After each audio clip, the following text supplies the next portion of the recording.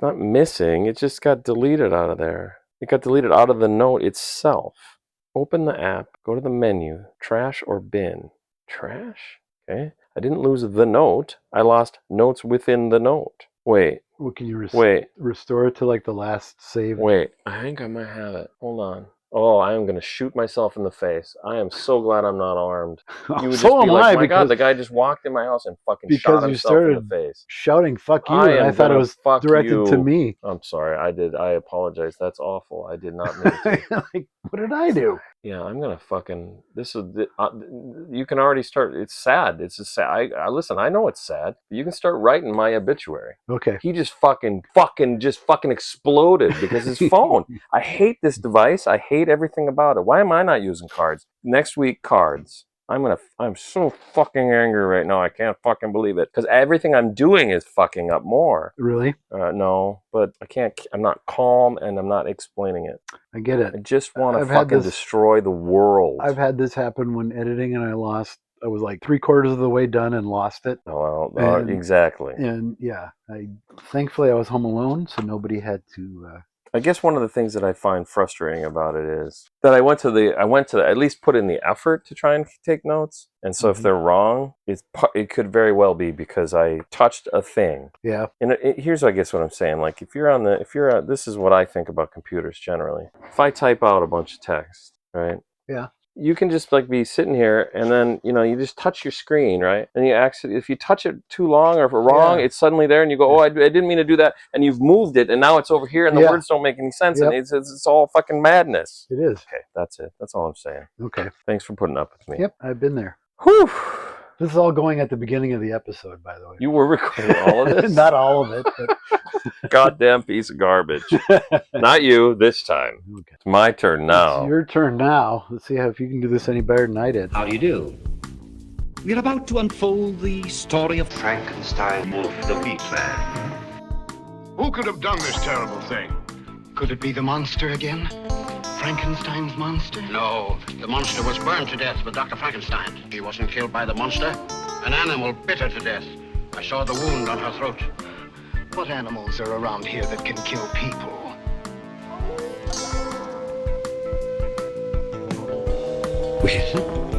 We've warned you.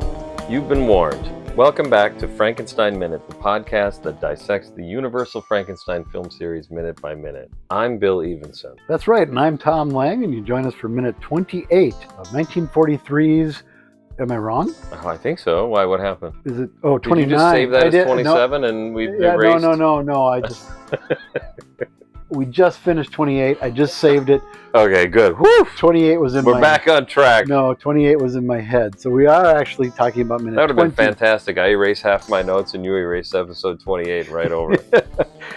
29 is the episode. That's the one. Yeah. And if you join us on Thursday, March 19th. It's been a long day. We are appreciative of your patronage because you would have to be a Patreon to be listening on Thursday, March 19th. And we are, of course, celebrating the release in 2011 of what film? 2011. It was actually a live show on BBC Three. Oh, the Benedict Cumberbatch. No, are you kidding me? Of course not. This is something called Frankenstein's Wedding Live in Leeds. It's a live musical drama based on Mary Shelley's 1818 novel, Frankenstein, or the Modern Prometheus. Okay.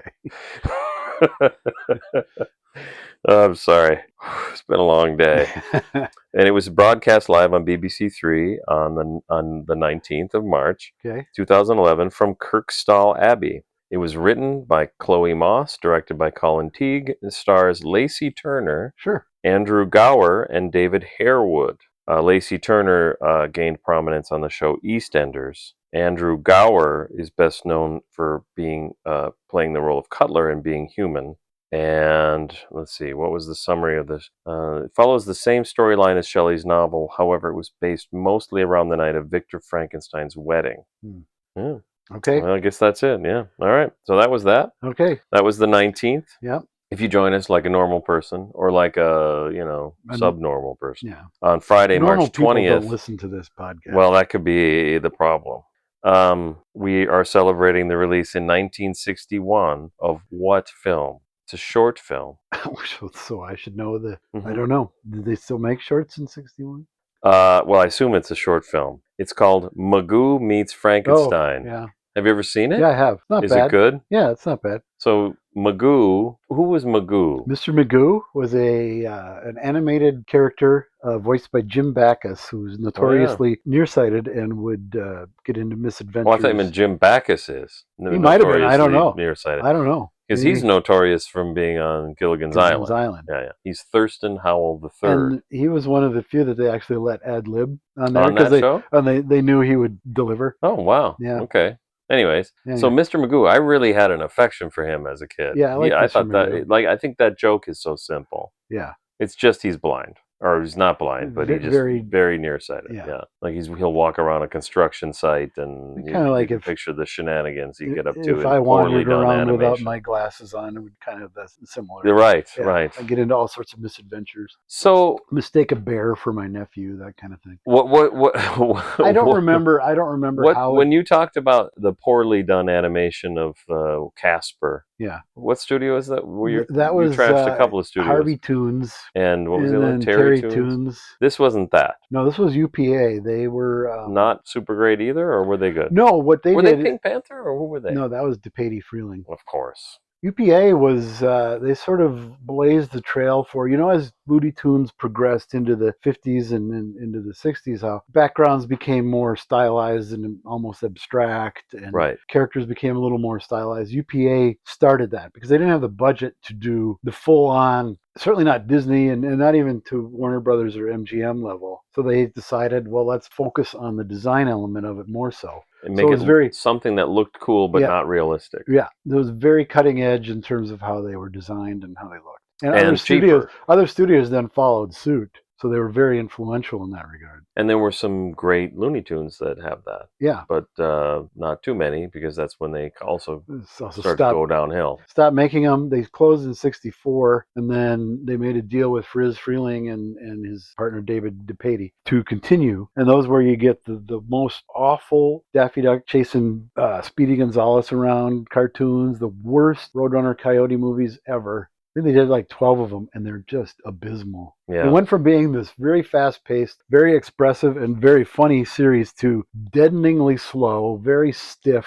and very repetitive. And luckily, because they don't have the talent to make it work, they kind of drop Bugs. Bugs disappeared altogether. Yeah, they're like, we don't know how to make anything. We can't write that cleverly, so we don't know. We're just kidding. Yeah, exactly. No, that's exactly true. That is the reason they gave? I don't think that's the reason they gave, but that's why. Yeah.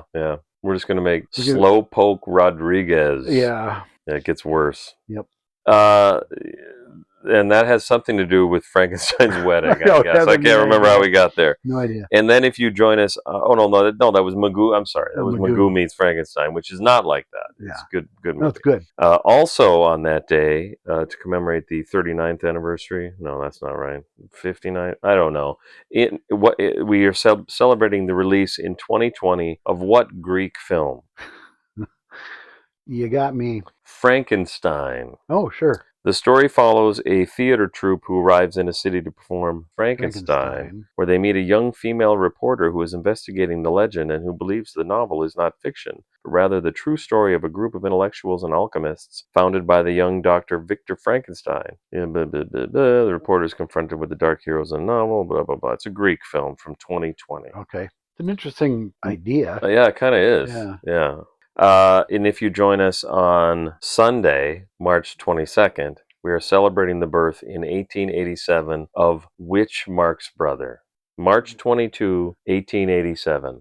I don't remember. This is Harpo. Actually. This is Harpo. No. Boy, I'm off. Gummo? No. Zeppo. Oh no! I got. Chico. Is this a joke? Yeah, it's Chico. No, you really you got it. You got it in 5. I knew Leonard those were Chico wrong. Marx, born March 22nd, 1887. Some of those were wrong, but yeah. Oh, the Gummo was a joke. Yes. I don't. It's probably in the database, the extensive Frankenstein Minute database. Yeah. Which also includes, if you're, again, still joining us on Sunday, March 22nd, if you haven't turned it off, our celebration, we are here to celebrate the release in 2023 of what film? Yep. That's right. It's Frankenstein, No Soy un Monstruo. Yep. Starring, let's see here. This is a great new feature. You're No, not celebrating any of these films. It's interesting because it doesn't make me want to see any of them. Yeah, I can't get. I know nothing about Okay. this film, Okay. but it was released on this day. Okay. There you go. That's all I got. That's all you got? Oh, That's it. okay. Kind of a short week. Not a lot to celebrate I this week. guess, yeah. It's kind of a bleak period. Could be Easter. Is it Could be. Easter? I have no idea when. Yeah, Easter when's is. Easter? I don't know. He said in the last minute, Vazek said he didn't die any too soon. It cut off. The rest of the thought is for us. Didn't die any too soon for us. So it softens it a bit. Like last week, he said he didn't die any too soon, which is really awful. Yeah. But when he says for us, I mean, it softens. We've had a week to think about it. A little. A week to think how bad that was. Yeah. But now he's saying, well, for us. But then he follows that with, we wish that he'd never been born, which is a pretty bad thing to say about somebody as well. Yeah, I think that's fair. There's at least one person I could think of that I wish was never born. But is he in this room now doing a podcast? No, he's in an oval room probably. Oh, no. Yeah. What did you want with him? He Yep. bellows at them. Again, nothing against Rex Evans. It's this character. Yeah. So this town had people come kind of just... So, like, okay. So we assume Vazek is really up to date on all the events of Ghost of Frankenstein. Yeah. So a couple of beggars come wander. If you remember the plot of Ghost of Frankenstein, a couple of beggars come wandering into town. Yep. Before you know it, people are getting thrown off of rooftops. Brains are being swapped left and right. Yeah, Vazek knows that his most important thing about him is his brain, and that people are going to be coming for that Vazek brain. Yeah, who knows what could come when that could happen. Yep. Murders and all kinds of... Well, here's the thing, too, that in the previous film, Ghost of Frankenstein, they were lamenting that no one visits the town. That was Frankenstein that said that, not Visaria. That's right. That's right. Yep. Yeah, Visaria has always been anti-immigrant. Yeah. I don't know. They got ICE out patrolling. There's no tourism in Visaria. No, clearly, because you get yelled at the second you walk in. That's right. Maliva steps up to Vazek's enormous bulk, and there's a close-up. I heard he was do it. You can do it better than I can. Oh, no. I heard he was a great doctor who could help people that other doctors couldn't cure. You mean the one who heals those who are sick in mind? Yes, that's the one I mean. First of all, you heard? You said you fucking knew him, yeah. I will say this, though. It is definitely a sequel to Ghost. Yeah. Like, we've picked out which... It's not Peter. She's not, right. Probably. No, you mean the doctor that can help people of unsound mind or whatever that... Yeah, so she seems a little naive, even. Was it Dino somebody made a point about why didn't she do this for Bela in The Wolfman? Why now all of a sudden does this seem like a great idea? She's now heard about his great work. Maybe she heard about him in the interim after... like, what would she have heard about? Because the thing I wrote here, I don't even know if it makes any sense. Is she aware of the supernatural work that he did? Or is she still just thinking of the doctor who heals those who are sick in the mind? What supernatural work did he do? Brain transplants. But that's not supernatural. That's It science. is to me. It's pseudoscience, but it's not involving, some other... A human being did it, right? It's not... I see what you mean. The Frankenstein monster is not a supernatural creature. Dracula is. No, I see what you mean. If I accept that Star Trek is science fiction, I don't have to say that faster than light speed transportation is supernatural. Right. That's science fiction. Yeah. So she's a science fiction fan, Maliva. She's kind of conflating the two, I think. Okay. Because the Wolfman, werewolf, is a supernatural thing. So I don't know what she thinks... Help people that other doctors couldn't cure. What she thinks Dr. Frankenstein can do. Again, I have to kind of go back to... I don't know what Kurt Siodmak thinks Dr. Frankenstein can do. Well, it's been proposed, I think, maybe on the Classic Horror Film Board or maybe on our board. I don't know. That it kind of makes sense to have it be Dracula meets the Wolfman. Because Dracula is a supernatural creature and maybe could kill the Wolfman somehow. I mean, well, that's what he wants. If you want to die, going to see Dracula makes kind of sense. Yeah. Whereas going to see Frankenstein is like the opposite. Yeah, it's like, I never want to die. Oh, great. Come right in. Come on in. Come right in, Igor. We got you set. You're all set up. Yeah. Which is why I say it goes off the rails. A bit. To me, it makes zero sense. Yeah. Even as a kid, I thought, well, what does Amazingly enough, if you're at a crossroads where you feel like you just have no idea what to do and you have a really vexing problem, traveling around Europe looking for people who live in tents to provide their wisdom for you doesn't always work out. Yeah. Just word to the wise. Just saying. Yeah. Yep. Okay. All right. Well, that's it. That's all we got. Murder and all sorts of crimes is all he ever brought us.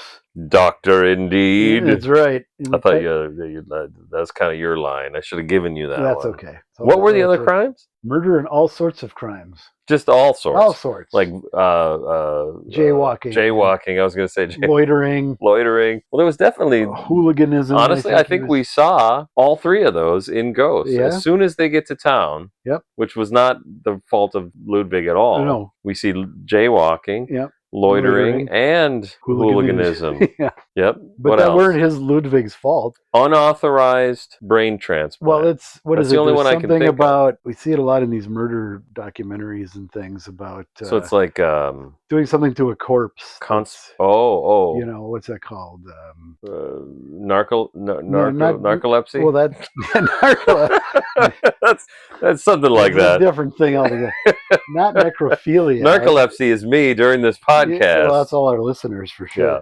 It's something to do with illegal handling of a corpse. Desecration of a corpse. Yeah, something like that. Did you ever see that documentary about the what do you call that place where you burn up the corpses in crematorium in California? Yeah, it's really interesting because they have the guy on who did it, and his attitude is really interesting to me and compelling. Like there's a thing about who's the guy who made the Thin Blue Line? He made Fog of War. He made Dr. Death. Errol Morris. Errol Morris. Not the first one, but those last two. He likes to have people on and point the camera at them that don't quite get the point of where they got lost. Yeah, and that works for this film. I don't think it's an Errol Morris film, but maybe it is. It's even better. But what he's doing, to me, is morally, I have absolutely no problem with what he's doing morally, but you can't just decide to do that on behalf of all these families, you know what I mean? Right. But why did I say all this? What are we talking about? Because desecration all sorts of bodies. Crimes. So all sorts of crimes involving desecration of bodies. Now, if that's what it is, then I'm not all that chuffed. I'm not all that worried about it. It's like, oh, I see. Well, he can do whatever he wants with my body. I'm just here to die. Yeah. And this is me after using my phone. This isn't Larry. I just want someone to kill me. I'm going to have to put that at the beginning of the episode. That's pretty good. Oh, Lord. Then we cut to a close-up of Larry sweating all wait a minute. Would the villagers have known even the details of what... With the brain transplants and that, or any of that? Well, I don't know if Eric, what's his name, Ralph Bellamy would have made that public. So, like, he came into town and gave a presentation about all the horrors that have been going on. Well, I guess on some level you have to do that. Otherwise, people are just like, well, wait a minute, you caught the murderer that's been terrorizing our town. You set the place on fire. What the fuck are you? It's like Waco, and all of a sudden there's all kinds of conspiracies. Yeah. Okay. Good deal. Larry's all sweating and disheveled. That's our Larry. Yep. He kind of looks cool in a way. Like his hair is very, I don't know, late 60s, early 70s. He looks like a man out of time to me. Well, because his hair is always kind of is. Yeah, he kind of is in that sense. Yeah. Well, not later in the film. He looks very 40s, but right now he looks like. You ever watch like Gimme Shelter or Woodstock? You know, there's like a lot of people look like this. Look like sweating and disheveled. He harbored a monster in his house, a thing created by black magic. See, so there, very, very reasonable, righteous indignation. Yes, I agree. But if it were actually black magic, then he would be the perfect guy for Larry to see. But it wasn't black magic; it was science. Science. Like you got a gesture. Science. Science. Science. Yeah, it's not. I guess it's a kind of science that he was. It's not black magic. It's not. He didn't use alchemy or anything like that. Henry didn't. Ludwig didn't. Wolf didn't. Pretorius. Henry maybe did. Henry maybe did. You think? No, we see him. He's got all kinds of. Just because he's got lab equipment and kites, do you think that's science? Yeah, that's exactly what science is. If you've got a test tube or a series of them filled with Well, even in, Actually, now that I think about it, he actually specifically states that what he does is not black magic. yes, He and says that to Pretorius. Pretorius. Yeah, true. This is more like black magic. Yeah, I was going to say Pretorius is the one that used black magic. yeah, exactly. Dr. Frankenstein dead. We already established that. I want to be dead. Yep. I'm so jealous of Dr. Yeah, Frankenstein. I wish I could would be have burned him. in the fire. He sulks away and sits at a table with his back to the camera. Maliva reaches over and gently touches his arm and says, "Come." It's kind of cute.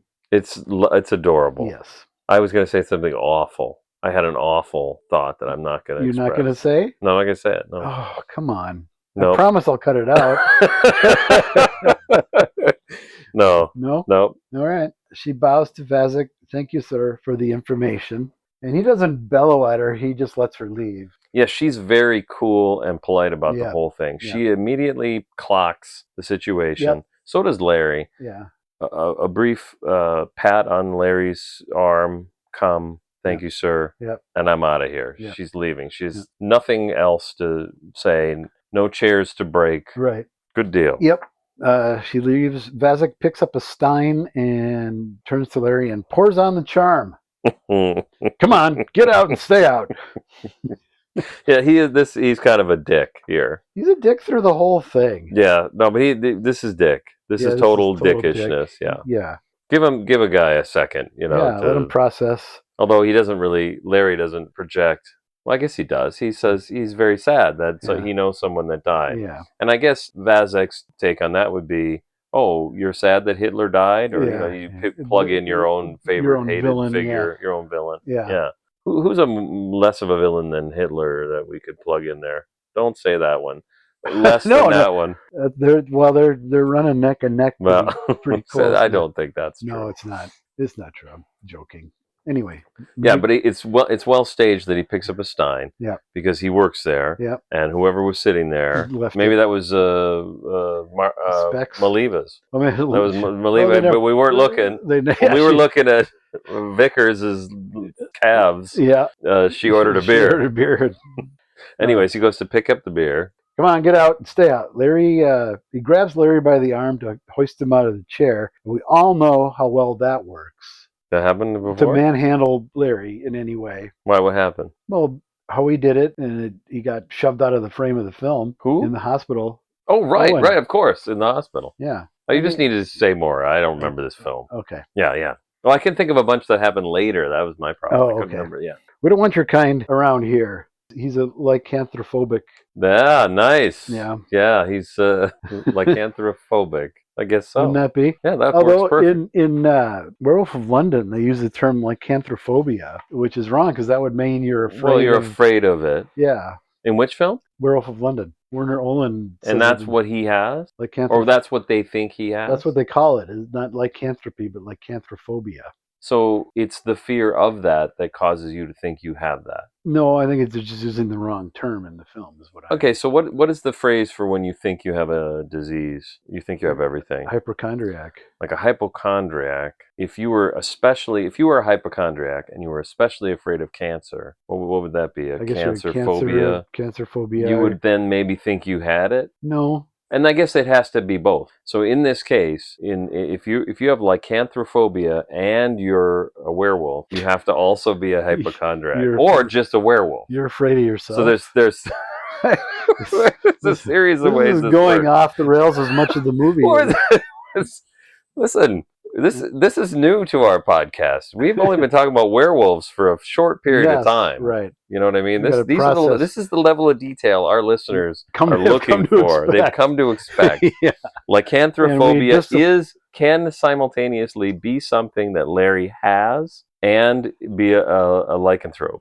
And as you pointed out, Vazek is almost instinctively lycanthrophobic. Yeah. He doesn't have any idea. idea. He has no idea what's coming. No, he does not.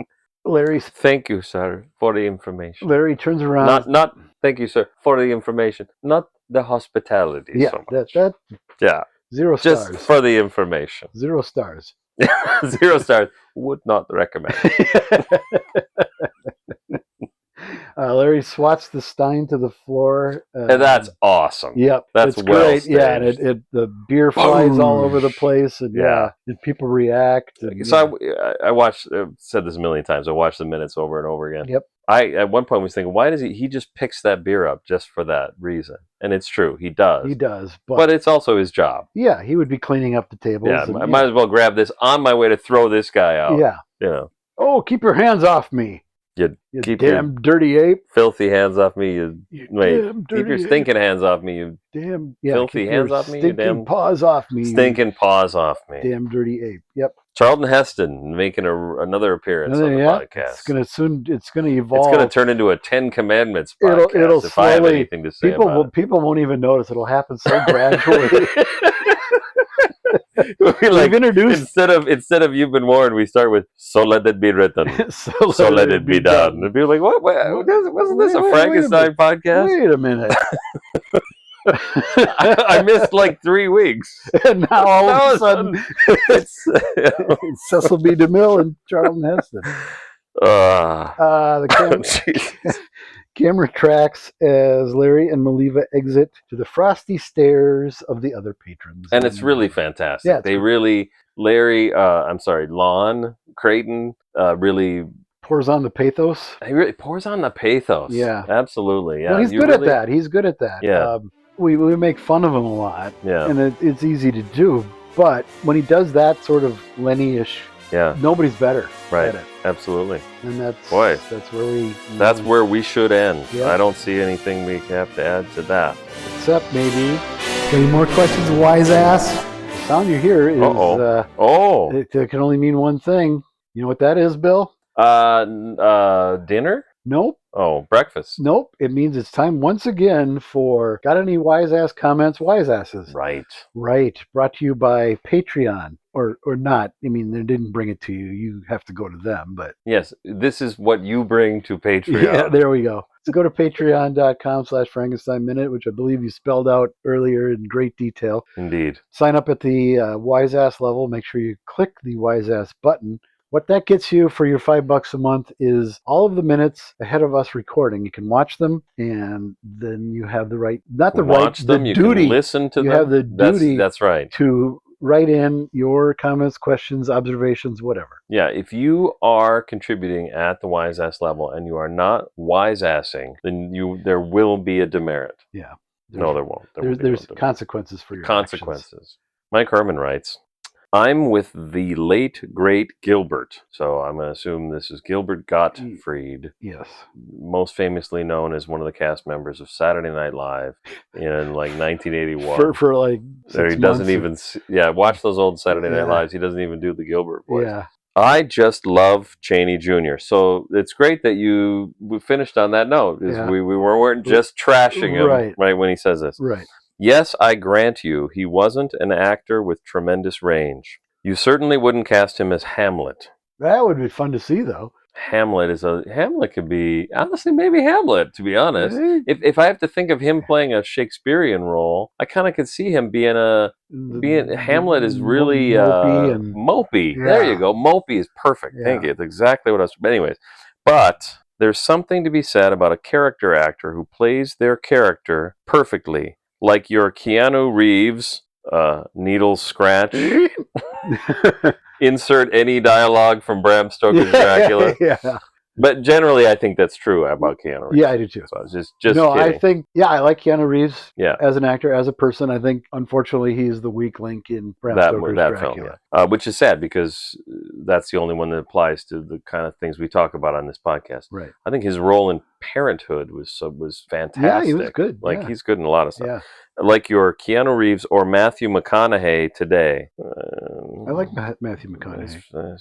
I don't care about Matthew McConaughey, really. Did you ever watch True Detective? No. Oh, he's really good in that. Well, Jackie hates him, so we can't watch that. Why? I'd have to watch it on my own. No, why does she hate him? Don't know. He's kind of smarmy and awful. I don't agree, but... He was the best Lon Chaney Jr. he could be. Yeah. And I love the tragic blue-collar character. Mm-hmm. If you found the right role for him, he could be sensational. Where he shoves that barware in Vazik's face and yells, "Keep your hands off of me." That feels very real. Yeah. That's very true. Yeah. And we're going to see more and more of that. Mm-hmm. It gets less real later.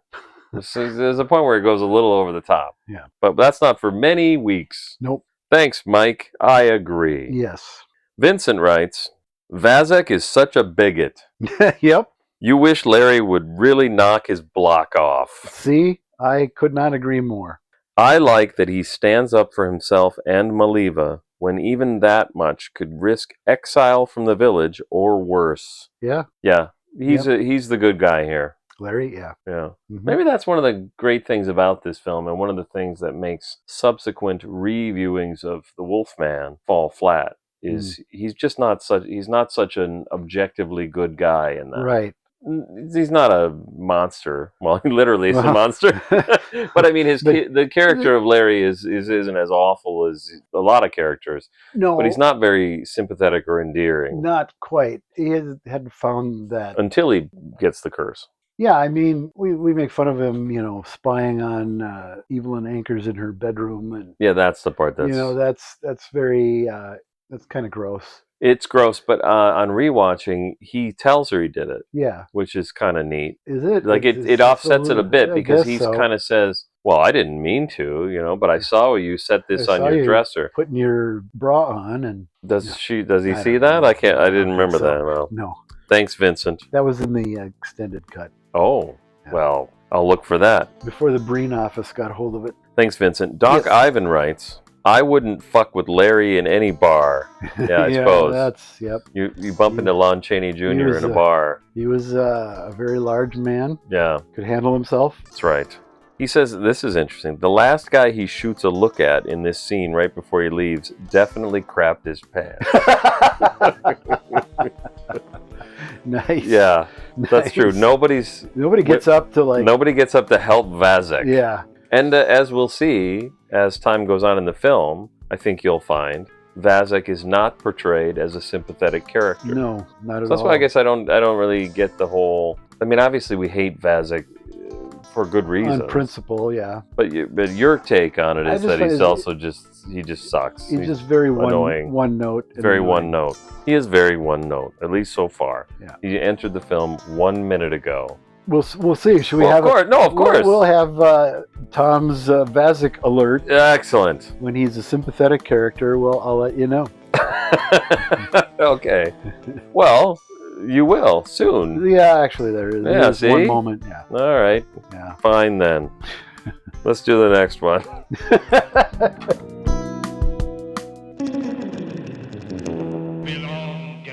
I'm going now, and heaven help you. Science!